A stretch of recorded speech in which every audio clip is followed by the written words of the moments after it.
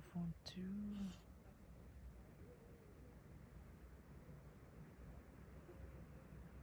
cyclist သမားတွေအတွက်အရင်လာတဲ့နေရာပေါ့နော်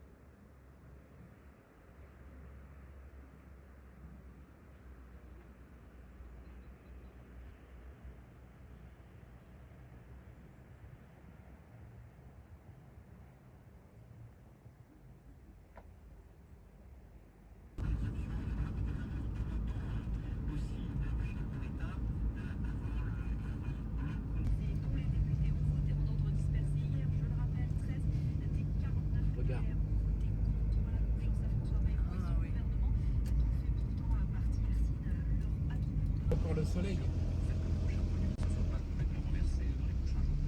Pour ça, en fait, ça suppose Emmanuel Macron. C'est joli ça. ရှေးဟောင်းရွာလေးတွေရှောက်တိုင်းဒီလိုလမ်းလေးတွေရှောက်ရတာတိတ်သဘောကျတယ်ကြောက်သားလေးတွေပေါ့နော်ရှေးခေတ်ကိုပြန်ရောက်သွားတယ်လို့ပဲ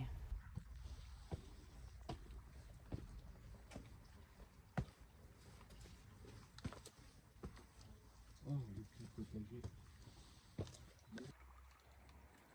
တောင်ပေါ်ကရွာလမ်းလေးပါ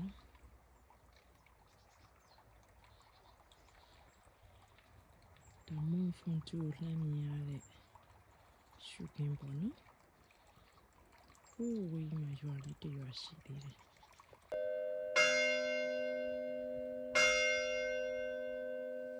Quand on est...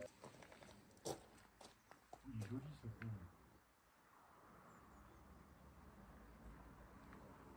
Là tu peux te baigner, là, c'est joli, là, c'est vert.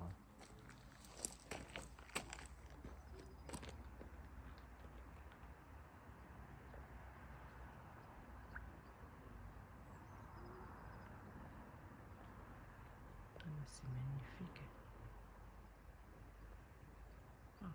super. ဒီရွာလေးကတော့တာမန်ရွာလေးတွေနဲ့မတူပဲစိမ့်စိမ့်ဆူဆူနဲ့ပေါ့နော်အကွေအဝိုက်လေးရှောက်သွားရတယ်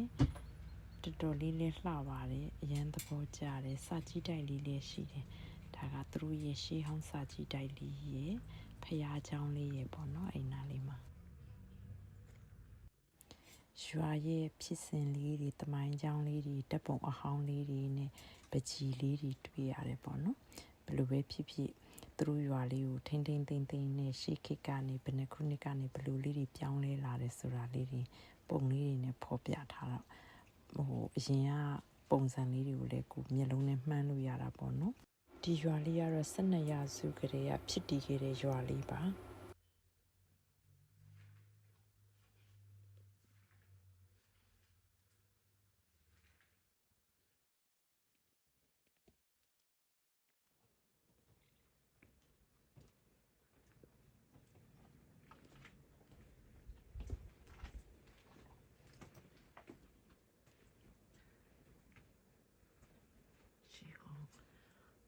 တအိမ်နဲ့ဖြစ်တဲ့အချိန်မှာတရားလို့ပုံစံလေးလုပ်ထားတာပေါ့နော်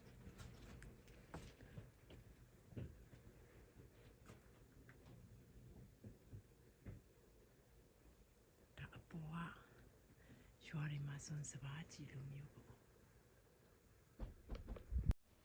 ဒီပါလေးကလေတော်တော်တိတ်ဆိတ်တယ်လူတယောက်မှမတွေ့ရဘူးလောလောဆယ်ပေါ့နော်အိမ်အပြင်ဘက်မှာလည်းလူတွေမရှိဘူးအိမ်ထဲမှာတော့မပြောတတ်ဘူးစာထဲမှာတော့လမ်းလျှောက်လို့အရန်လှတဲ့ရွာလေးလို့လေးရေးထားတယ်ဟိုမြင်ရတဲ့တောင်ဘက်ကတော့စပိန်သမားတွေအတွက်ပေါ့နော်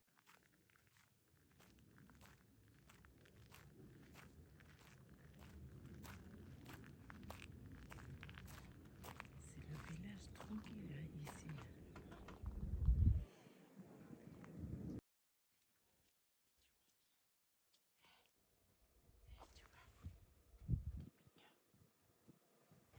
Qu'est-ce que tu veux? Ah, tu vas aller au resto. Allez. Allez.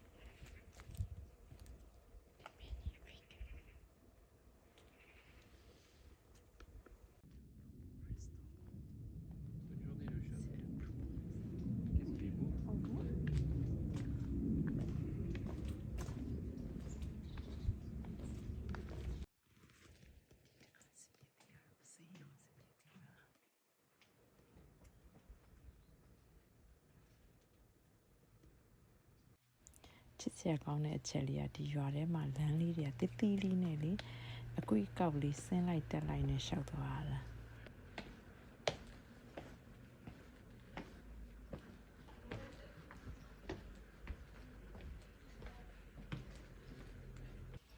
စားတောက်ဆိုင်လေးနှစ်ဆိုင်ရှိတယ်တစ်ဆိုင်ကလည်းတော်တော်လှတယ်ခုနကတော့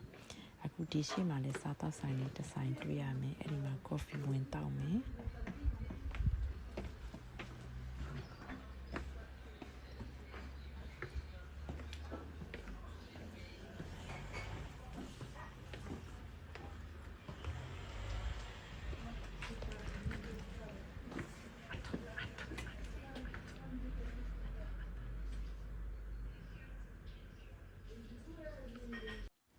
ကော်ဖီဆိုင်လေးကနေလှမ်းမြင်ရတာလမ်းလျှောက်တဲ့လူတွေဖွေးမြင်နေရပြီ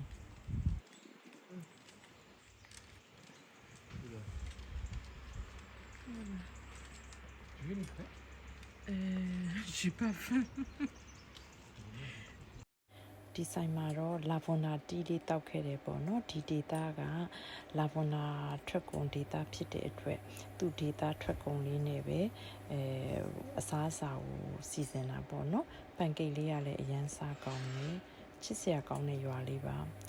လေခဲ့တဲ့ရွာတွေထဲမှာဒီရွာလေးအကြိုက်ဆုံးပဲရွာနာမည်လေးက Bront Tu vois, tout à l'heure, il y avait le brouillard. Oui.